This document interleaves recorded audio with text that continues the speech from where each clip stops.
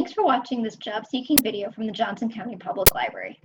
Today's tutorial will focus on cover letters, what they are, why you need them, and how you can make them work for you. Let's get started. I'm Liz, and I'm an adult librarian at the Franklin branch of the Johnson County Public Library. I've been a public librarian for almost 8 years now, and have worked with adults, teens, and kids at various points in my career.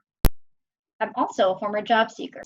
This is my 4th professional position since I completed my master's in library and information sciences. I changed jobs for a variety of reasons. Wanting to do a different type of library work, wanting to relocate, wanting more opportunities for advancement, and all of those changes required me to submit quite a few applications and cover letters. Outside of the library, I also enjoy reading, writing, and playing tabletop games. Now you'll notice that I don't claim to be an employment expert. I'm a librarian, and I happen to have a lot of experience writing cover letters, many of which did help me land interviews. I also enjoy reading workplace advice columns, particularly Allison Green's popular Ask a Manager blog.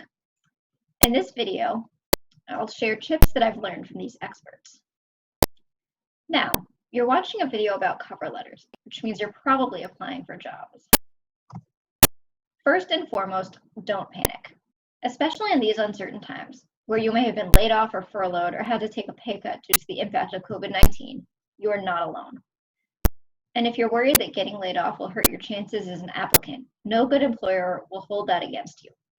Layoffs happen for a variety of reasons that are often not the employee's fault. In particular, with COVID-19 causing so many layoffs, no employer is going to see that as a mark against you. So, do you need a cover letter? Since you're watching this video, you probably already know that the answer is yes. Okay, why do you need a cover letter? A cover letter lets you show who you are beyond what's on your resume. It lets you explain why you're applying for this position. This is especially useful if you're looking to change fields. Maybe you've worked in finance your whole career, but you've always had a passion for llama grooming, so now you're applying to work on a llama farm. That's not something you can really explain on a resume, but it can go in your cover letter. Finally, a cover letter gives you a chance to explain any gaps in your work history. If you left the workforce to care for a young child or an elderly parent, your cover letter is the place to mention that. Don't make that the focus of your letter, but a single sentence like, from January 2018 to March 2020, I was a full-time caregiver to a chronically ill family member, and I'm excited to return to the workforce, will suffice. That's really all you need to explain why you have no jobs listed on your resume during that time period. So I've talked about this a little, but what exactly is a cover letter? Cover letter is an opportunity for you to introduce yourself. It's the first impression a future employer will have of you, and it's also your chance to stand out. Many job applicants don't include cover letters, or they'll send form letters to every job they apply to. So by writing a personalized cover letter, you're already putting yourself ahead of a lot of people. This is also your chance to say why you would be a good fit for this job or this organization. All right, what to put in your cover letter? Like all professional communications, you'll start with a greeting. If you know the name of the person who's reviewing applications, you can address your letter to them. If you don't know their name, dear hiring manager is fine. Make sure you mention what position you're applying for. Particularly if you're applying to a larger company with multiple openings, you want to be clear about what job you want. A simple, I'm writing to apply for the llama groomer position, or even, I'm excited to apply for the llama groomer position, is fine. Next, talk about what makes you a good fit for this position. Do you have years of experience grooming llamas that your family owns?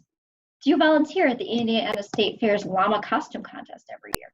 Yes, that is a real thing, and it's awesome. You should check it out. Maybe the fair's volunteer coordinator called you the llama whisperer because of your ability to calm even the most skittish llama.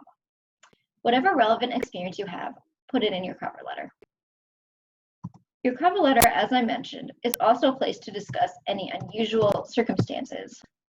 So if you live 3 states over from the job you're applying for, but you have family nearby that you'd like to be closer to, say that. Again, don't make this the focus of your letter, but if you say, I grew up in New Jersey and I'm excited about the opportunity to move closer to my family, that lets hiring managers know that you're serious about moving for that position.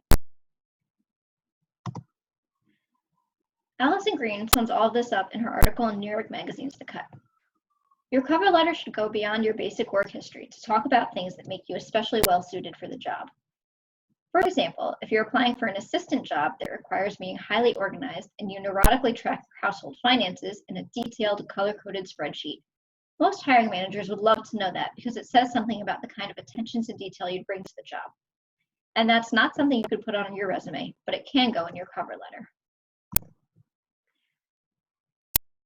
Okay, we've talked about what to include, but what doesn't belong in your cover letter. First, a cover letter shouldn't be a summary of your resume.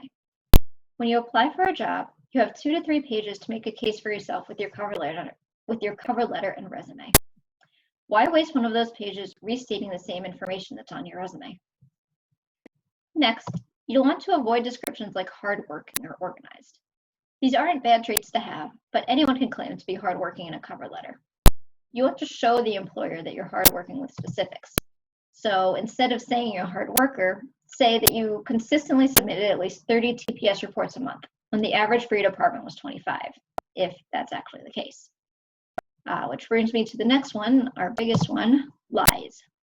Do not lie in your cover letter. Don't lie on your resume. Don't lie in an interview. Don't lie anywhere in your job application. Not only could this lead to your firing if you got the job and got caught later, but you're doing both the employer and yourself a huge disservice by lying. If you inflate your qualifications during the application process, you could end up getting a job that you're not qualified to do, which would be frustrating for you as well as for your employer. I'm not saying you have to meet 100% of the qualifications listed in the job ad to apply. Job ads are an ideal wish list. They describe the employer's ideal candidate, and employers know that the person they hire most likely won't have every single qualification listed. For example, maybe the job ad mentions pivot tables, and you know what they are, but you've never used them before. Go ahead and apply, but don't say that you have experience using pivot tables. You also want to avoid saying things like, I'm the best person for this job. First of all, it sounds cliche, and second of all, there's no way you could know that. You don't know who else is applying or what their qualifications are. You may very well be the best person for this job, but that's not really your judgment to make. The hiring manager or hiring committee are the only ones who can really say for sure that you're the best person for the job. And finally, don't include any swear words, anything flirty, or anything else that you wouldn't put in a professional business communication. Okay, so now let's put all of that together. I'm going to share a couple examples of strong cover letters. These were shared with the author's permission and with identifying details changed on Ask a Manager. Here's the first one. Dear Hiring Manager, it's with great enthusiasm that I am applying to be your next intergalactic service intern. I know that my background and expertise would serve the Marge Agency well and have a lasting impact on your client management department. I've worked in some level of customer service since I was young, moving my way up from cashiering to supervisory and office positions. My positions went beyond simply giving change with a smile and a thank you. For many of my customers, I became friend and confident, familiar face with whom they could discuss their day and all its ups and downs. In my long tenure at Starbucks, I knew hundreds of customers by name, knew their jobs, their children, their lives. I was there to support them beyond a transaction, living up to our core value of becoming a second home. My experience there helped shape me as a person, and I still keep contact with some of my customers and coworkers to this day. I carried these values over to my volunteering, allowing profession to grow into passion. At the Saturn Wildlife exhibit, I prepare specimens in an open air space that allows the public full access to our work. My days are spent speaking to children and adults alike about the exhibit, specimens, and local flora and fauna, stoking enthusiasm and awe for the natural world in the process. My interpretive conversations show a new generation that natural science is fun, exciting, and accessible to everyone.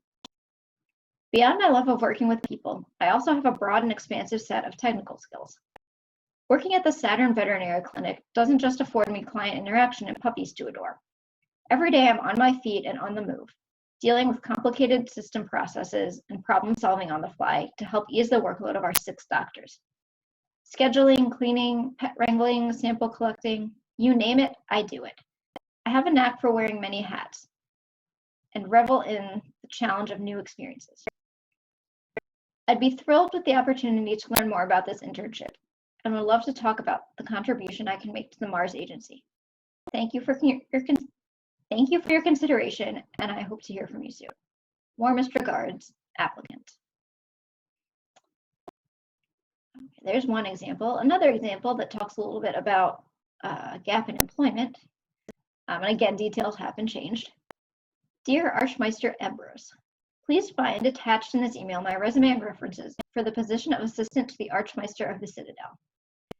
As I prepare to re-enter the workforce after a number of years at home looking after my children, I considered a complete change of career focus.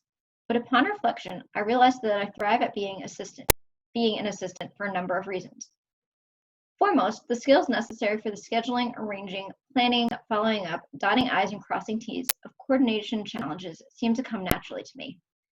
I use, quote, old-fashioned organizing methods such as paper and pen, and new ones also, like the to-do list function and reminders in Outlook. Moreover, I find that being an assistant allows me the satisfaction to see/touch/feel the fruits of my labors, whether it be a tidy filing system, a well-planned itinerary, or a nicely composed letter. I must admit, seeing those concrete end results can sometimes make me positively giddy. I also value the unique relationship that exists between director and assistant.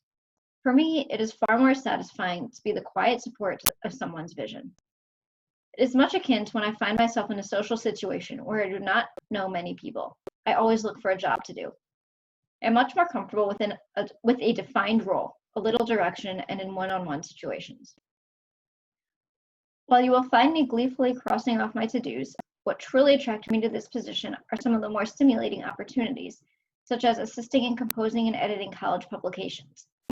I may no longer be in the habit of writing a 40-page master's thesis in French on medieval spirituality as expressed in the architecture of the Church of St. Germain-des-Prés, but I do relish a good mental challenge. I enjoyed my brief stint as a French professor at Lancaster University a few years ago. It was exciting and invigorating to be on a college campus and among students. I would welcome the opportunity to return as your assistant. Most sincerely, Gillycrest Charlie.